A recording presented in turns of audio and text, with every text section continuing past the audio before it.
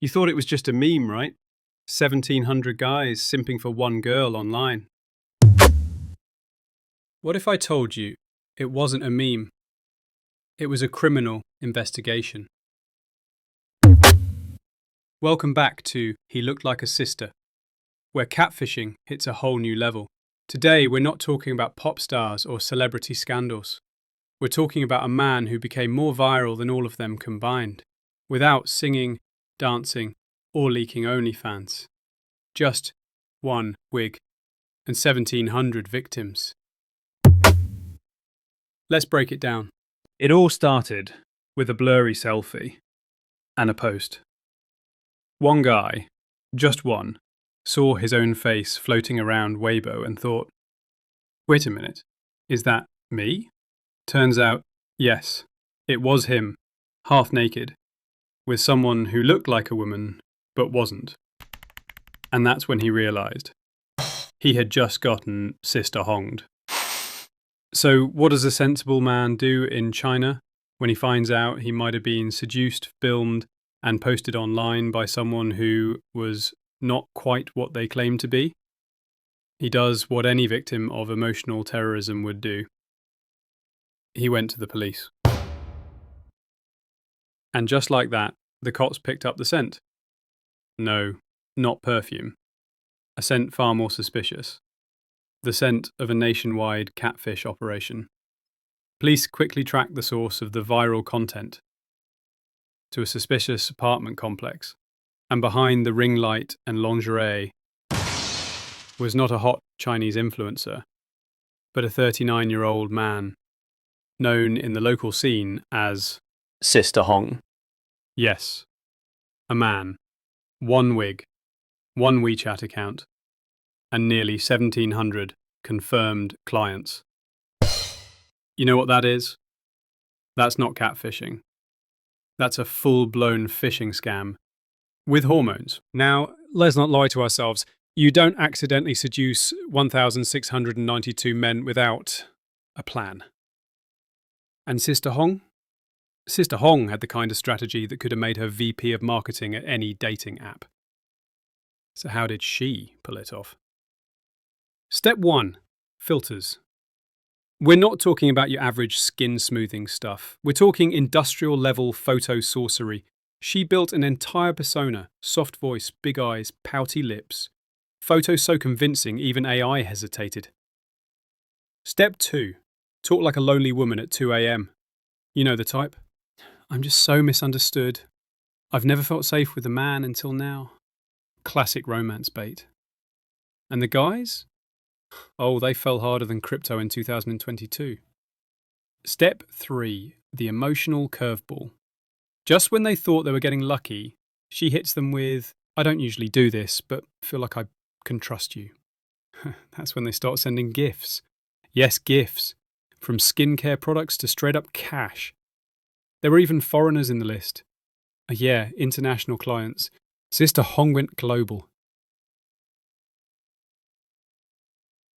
One guy came back 4 times, in 4 different seasons. That's not dating. That's a subscription plan. Here's where the story stops being funny and starts becoming a social experiment. Because somewhere between victim and volunteer, a few brave souls stepped forward and said, I knew! I just didn't care. Wait, what? You knew she was, he, and you still showed up with gifts and noodles. Ladies and gentlemen, meet the true pioneers of emotional denial. There was this one guy. He admitted to falling in love after checking the goods. Yes, post-reveal. Said it was the connection that mattered. I know what she is, but no one's ever made me feel this seen.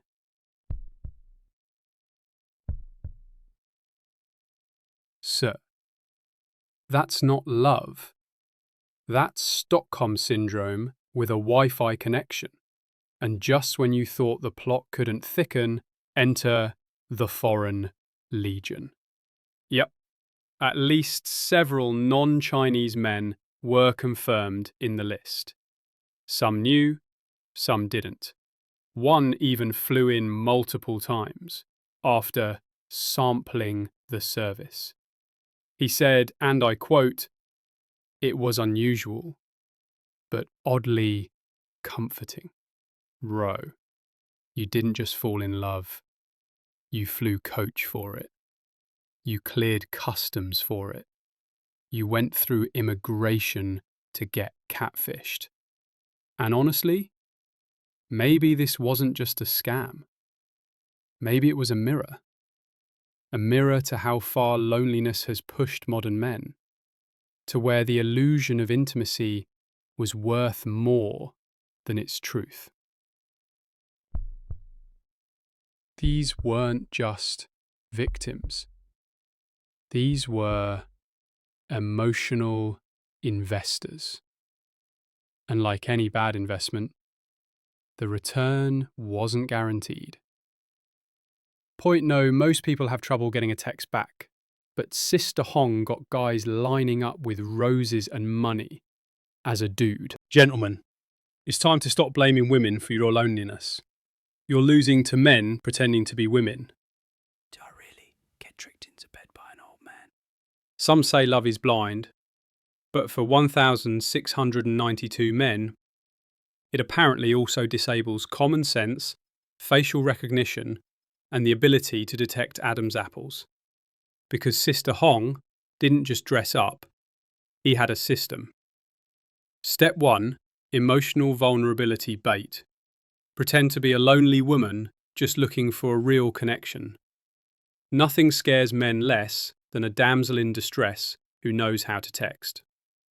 Step 2, photos that lie better than your ex. Baby-faced, soft lighting, AI enhanced. He looked more like a live stream filter than a real human. Step 3, the setup. Let's meet up and talk. Always at dimly lit hotels or rented apartments. No ID check, no questions asked. Just feelings and a few light snacks. Some guys came back multiple times, in different seasons. They came back in every season. Lunar New Year, summer heat, even winter's chill, chasing a connection that never existed. At that point, bro, she's not cold, you're just stupid. And then the real twist. Some of them knew. They knew it was a man. They saw the signs. But still, they went back. Why? Because deep down, it wasn't about looks anymore. It was the idea of being wanted. And if you've been emotionally starved long enough, even a catfish feels like fine dining. For a while, it was smooth sailing. Sister Hong was living the dream.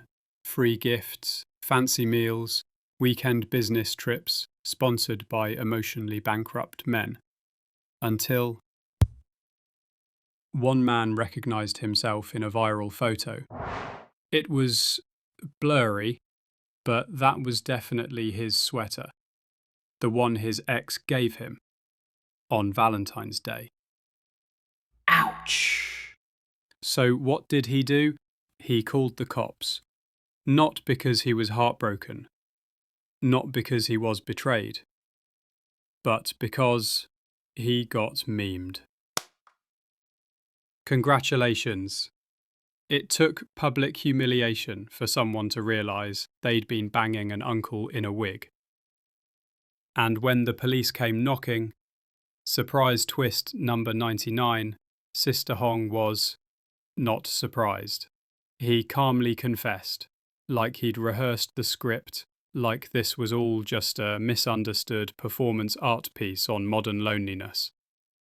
But the police, they weren't there for a show. They were there for the 1692 episodes that he filmed, finessed, and monetized. Turns out, pretending to be a woman online is not a crime. but secretly recording and distributing footage of your fake boyfriends? Yeah, that'll do it. And now, the nation's favourite auntie is behind bars, his wigs in evidence. His 6 terabyte hard drive is with the forensics team. And his biggest fans?